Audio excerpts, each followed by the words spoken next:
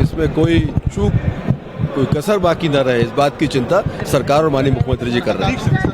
देखिए, हरदा की घटना वास्तव में हृदय विदारक घटना है और ऐसी घटनाओं को, संवेदनशील घटनाओं पर कई बार कुछ भी कह पाना संभव नहीं होता है, लेकिन मुझे ऐसा लगता है कि जो घटना घटी है उस पर तत्काल संज्ञान लेते हुए माननीय मुख्यमंत्री जी ने एक्शन लिया है, उन्होंने कार्रवाई की है। हम मानते हैं कि इस प्रकार की घटना से हम बहुत भावुक हो जाते हैं, लेकिन भावात्मक पक्ष के साथ साथ क्रियात्मक पक्ष को भी हमें देखना चाहिए। मैं कांग्रेस से ज़्यादा बेहतर तरीके से विपक्ष की भूमिका निभाऊंगा। गलत नीतियां बनेगी, जनता के हित के विरुद्ध में अगर नीतियां बनेगी तो मैं खुलकर उसकी डंके की चोट आलोचना करूंगा और अपने तरीके से आंदोलन भी करूंगा लोगों के साथ में। हरदा में 100 के करीब 100 से भी ज़्यादा लोगों की मौत हुई है, आगजनी हुई है, तो वहाँ का प्रशासन लापरवाह है और सरकार जो है वो ठीक तरीके से काम नहीं करती, इसलिए इतनी बड़ी बड़ी घटनाएं घटती हैं। तो निश्चित तौर पर हम इसकी आलोचना करते हैं और अभी सदन के अंदर भी हम लोग आवाज़ उठाएंगे। इतने लोगों की जान एक साथ चलेगी, 100 से ज़्यादा लोग हैं, मुझे पता चला है। दुखद हादसा है, लापरवाही शासन की है, क्योंकि यही फैक्ट्री 2 साल पहले इसका लाइसेंस निरस्त किया गया था। उसके बावजूद भी फैक्ट्री क्यों चालू थी, क्यों संचालित थी, इस पर हम चाहते हैं स्वयं सीएम साहब जवाब दें। देखिए, विपक्ष का धर्म होता है जनता की समस्याओं को समुचित रूप से सदन में उठाना। जैसा कि महामहिम राज्यपाल जी ने सर्वभवन्तु सुखिना के भाव से जो मध्य प्रदेश की सरकार डॉक्टर मोहन यादव जी के नेतृत्व में काम कर रही है, उसकी तमाम योजनाओं के तमाम कार्यक्रमों की चर्चा की है।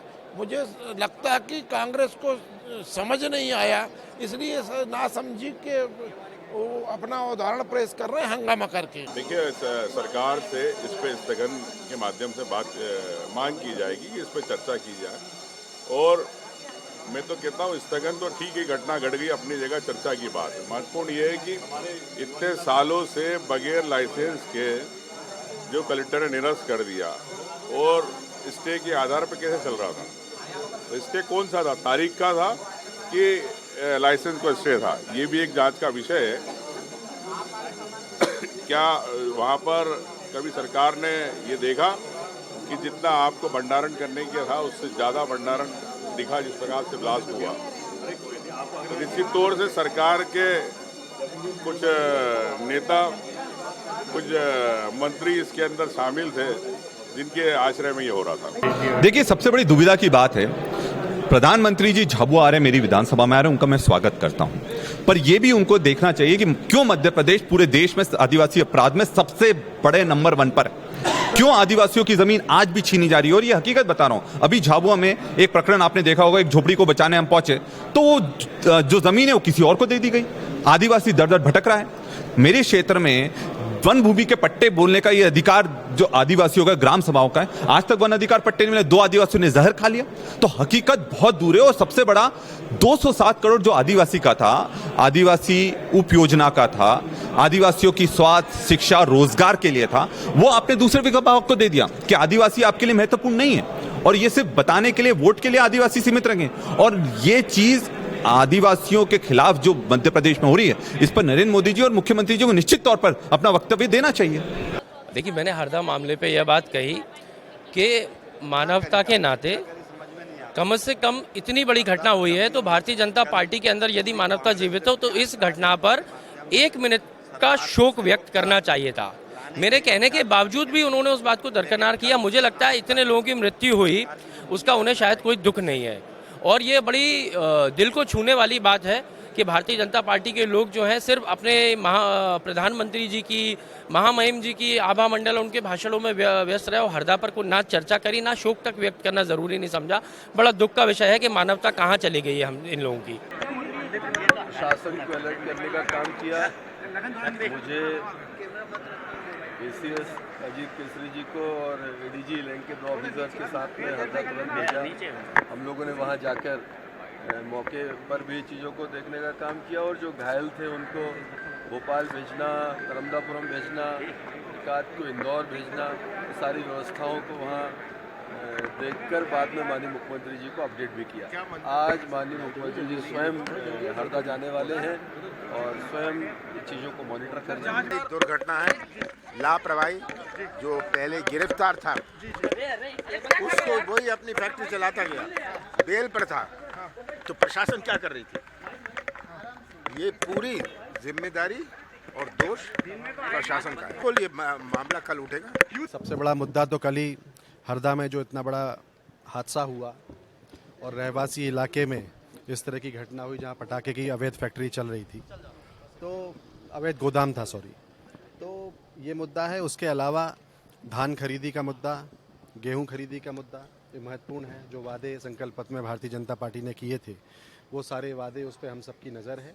ये सारे मुद्दे महत्वपूर्ण हैं। नौजवानों की बेरोजगारी बहुत बड़ा मुद्दा है, भ्रष्टाचार बहुत बड़ा मुद्दा है, गांव-गांव में बिजली से लोग परेशान हैं, ये बहुत बड़ा मुद्दा है, उल्टे सीधे बिजली के बिल आ रहे हैं, ये बड़ा मुद्दा है। तमाम मुद्दे हैं और भारतीय जनता पार्टी के संकल्प पत्र में जो वादे उन्होंने किए थे उन सब पे हमारी नज़र है। उसको हम सब मैं कहना चाहता हूँ कि जो अधिकारियों को हटाने से नहीं होता, अधिकारी के निजी काम चल रहा था, चाहे कलेक्टर हो चाहे एसपी हो, आपको अगर सरकार को एक संदेश देना है तो कड़ी कार्रवाई करना चाहिए। हटाने से कोई व्यवस्था नहीं सुधरती। धन्यवाद। उनके पास हंगामा के अलावा कुछ है क्या?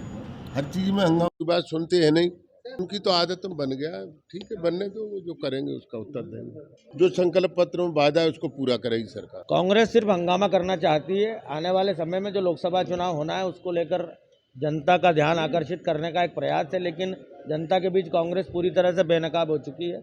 मुद्दों पर डबल स्टैंडर्ड कांग्रेस का शुरू से रहा है और जहां तक बात है विधानसभा की कार्यवाही को ठीक से नहीं चलने देना, ये कांग्रेस पहले भी करती रही है, लेकिन हमारी पूरी तैयारी है सदन में मध्य प्रदेश के विकास पर चर्चा हो और माननीय महामहिम राज्यपाल जी का जो अभिभाषण हुआ है उस पर सार्थक चर्चा सदन के अंदर हो, ये हमारी मंशा है।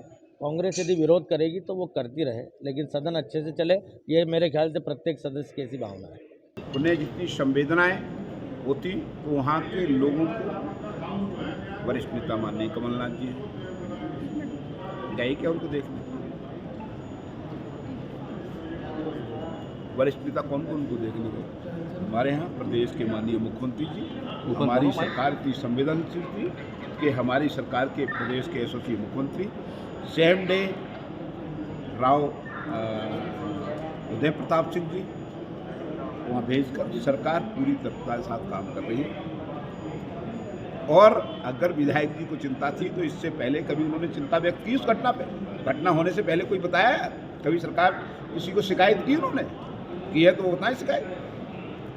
तो सिर्फ नौटंकी काम करने से नहीं होगी। ये पालन किया जाएगा। इनने कहा था जिस घोषणा के चक्कर में, मोदी की गारंटी के चक्कर में, क्या लोकसभा के पहले वो पूरा करेंगे कि नहीं करेंगे? सवाल ये दीजिए, क्या लोकसभा चुनाव हो जाएंगे उसके बाद भूल जाएंगे क्या?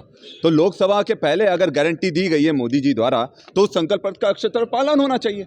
हम करेंगे, हम ये करेंगे। इनकी ये स्थिति है, रोजगार देने के पास इनके पास पैसा नहीं है। आदिवासियों को 207 करोड़ जो उनके हक का था दूसरे मद में परिवर्तित कर दिया गया। तो हकीकत ये है कि करने कुछ नहीं वाले हैं, सिर्फ बहनों को ठगेंगे, किसानों को ठगेंगे और बेरोजगारों को ठगेंगे ये लोग। निश्चित तौर पर हरदा इतना बड़ा कांड हुआ है, पूरा मध्य प्रदेश हिल गया है। और पेटलावाद कांड में जिस तरह से इन्हें लिपापोती करी थी, आज तक आरोपी कोई गिरफ्तार नहीं हुआ। जो पीड़ित परिवार थे उनको किसी तरह का मुआवजा नहीं मिला, ना रोजगार मिला है। और यही चीज आप देखेंगे हरदा कांड में भी करेंगे। अगर वहां अवैध फैक्ट्री थी तो प्रशासन सो रहा था क्या? ये जवाबदारी प्रशासन की, मुख्यमंत्री जी की है और उनको जवाबदारी लेना चाहिए और आंकड़ों को ना छुपाएं। 100 से ज़्यादा लोग वहां पर मौत के घाट उतार दिए गए हैं। उन लोगों के परिवार को कम से कम सम्मान देने के लिए आप आंकड़े कम रखने की कोशिश कर रहे हैं, ये आपको बिल्कुल भी शोभा नहीं देता। अधिकारियों को हटाया गया, मुझे बताइए, अधिकारी को संरक्षण किसका था? मंत्री को हटाया क्या? मंत्रियों पर भी कार्रवाई होना चाहिए और मुख्यमंत्री जी को इसकी पूरी जवाबदारी लेना चाहिए कि अगर कोई भी चीज़ मध्य प्रदेश में गलत होती है तो उसकी पूरी जवाबदारी मुख्यमंत्री जी की होती है। बहुत बड़ी दुर्घटना है, लापरवाही, भ्रष्टाचार का ये उदाहरण है कि जो बेल पर था वो फैक्ट्री चला रहा है, 3 सालों से ऐसी फैक्ट्री चला रहा है। ये एक उदाहरण है इस सरकार का।